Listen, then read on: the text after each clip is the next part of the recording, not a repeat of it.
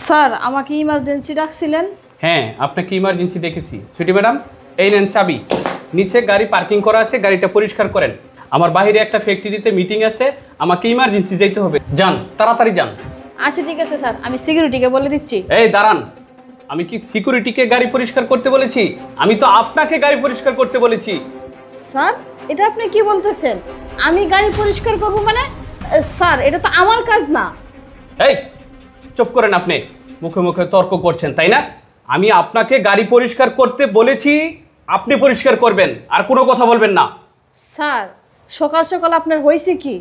আপনি আমাকে বলতেছেন যে গাড়ি পরিষ্কার করার জন্য, এই কাজ তো আমার না। এই কাজের জন্য তো আলাদা লোক আছে, যার কাজ তাকে দেন। আর আপনি আমাকে এই কাজের জন্য বলতেছেন কেন? আমি তো স্যার এই কোম্পানির ম্যানেজার।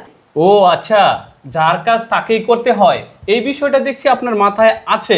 হ্যাঁ স্যার, অবশ্যই মাথায় আছে। আচ্ছা স্যার, আমি একটা জিনিস বুঝলাম না, আপনি আমার সাথে এরকম ব্যবহার কেন করতেছেন? শুনেন, এরকম ব্যবহার কেন করতেছি? আপনি আজকে সিকিউরিটির সাথে কি ব্যবহারটা করেছেন? আসসালামু আলাইকুম ম্যাডাম। ওয়ালাইকুম আসসালাম। আঙ্কেল, এই ধরেন গাড়ির চাবি। আমার গাড়িটা ময়লা হয়ে গেছে গা, এটা পরিষ্কার করে দিয়ে আসবেন। আর আমার বাসায় কিছু বাজার লাগবে, বাজারটা করে দিয়ে আসেন। ম্যাডাম, এ কি বলতেছেন? আমি কেন গাড়ি ধুতে যাবো আর আপনার বাসার বাজার করব? জানেন ম্যাডাম, আমি যদি আপনার গাড়ি পরিষ্কার করি, বাসায় বাজার করে দিই, তাহলে এইগুলো স্যার যদি দেখে আমাকে চাকরিতে রাখবে না। এই ছোট লোকের বাচ্চা, তোরা চাকরিতে রাখবে না? না শুন, তুই যদি আমার এই কাজগুলো না করস না, স্যার আসার আগে আমি তোকে কোম্পানি থেকে বের করে দিব।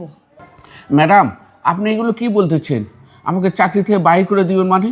ম্যাডাম, আমি যদি গেট রেখে আপনার এই কাজগুলো করতে যাই, তাহলে তো গেটে অন্য কোনো সিকিউরিটি নাই, তাহলে গেট পাহারা দেবে কে? শুন, এই গেটের চিন্তা না তোর করতে হবে না। আমি তোকে যে দায়িত্ব দিছি, এই কাজটা তুই আগে কর। ঠিক আছে ম্যাডাম, আমি যাচ্ছি ম্যাডাম। ঠিক আছে। দাঁড়ান আঙ্কেল, আপনাকে কোথাও যেতে হবে না, আপনি এখানে ডিউটি করেন, আমি বিষয়টা দেখতেছি। এখন বুঝতে পারছেন আপনার সাথে এই ধরনের ব্যবহার কেন করতেছি আমি? জি স্যার, আমি বুঝতে পারছি। আসলে স্যার এরকম আচরণ করাটা আমার ঠিক হয় নাই। স্যার এরকম আর কাজ কখনো হবে না। শোনেন, ক্ষমা চাইলেই সব সময় সব ভুলের ক্ষমা করা যায় না। আমি আপনাকে আমার কোম্পানিতে চাকরি দিয়েছি ম্যানেজার পোস্টে, তার মানে এই না আমার কোম্পানিটাকে আপনার নামে লিখে দিয়েছি। আপনি যেভাবে খুশি সেভাবে চালাবেন, যা খুশি তাই করবেন। আমি সিকিউরিটি রেখেছি আপনার বাসার কাজ করার জন্যে, আপনার বাসার বাজার করার জন্যে, নাকি আমার কোম্পানির নিরাপত্তা দেওয়ার জন্যে? কোনটা বলেন? স্যার অফিসের কাজের জন্য। এখন তাহলে বুঝতে পারছেন সিকিউরিটিকে কোম্পানির কাজের জন্য রেখেছি। আর আপনি যখন বললেন সিকিউরিটিকে আপনার পার্সোনাল কাজ করতে, তখন সিকিউরিটি কি বলেছে? সে গেট রেখে চলে গেলে গেটকে পাহারা দিবে। আর এই কথা শোনার পরেও আপনি কিভাবে পারলেন আপনার ব্যক্তিগত কাজে তাকে বাইরে পাঠিয়ে দিতে? আপনার ভিতরে তো দেখছি দায়িত্ব জ্ঞান বলতে কোনো কিছুই নেই। সিকিউরিটি চলে যাওয়া অবস্থায় যদি আমার কোম্পানি থেকে কোনো মূল্যবান জিনিস, কোনো কিছু যদি হারিয়ে যায়, সেটার দায়িত্ব কে নিবে বলেন তো দেখি আপনি আমাকে। শোনেন, আপনি কাজ ভালো করেন বিদায় আপনাকে লাস্টবারের মতো ক্ষমা করলাম, কিন্তু নেক্সট টাইমে যদি আপনি কখনো এই ধরনের আচরণ করেন, কার্যকলাপের সাথে জড়িয়ে যান, তাহলে কিন্তু আপনার আর কোনো কথাই আমি শুনবো না। ডাইরেক্ট কোম্পানি থেকে আপনাকে বের করে দিব।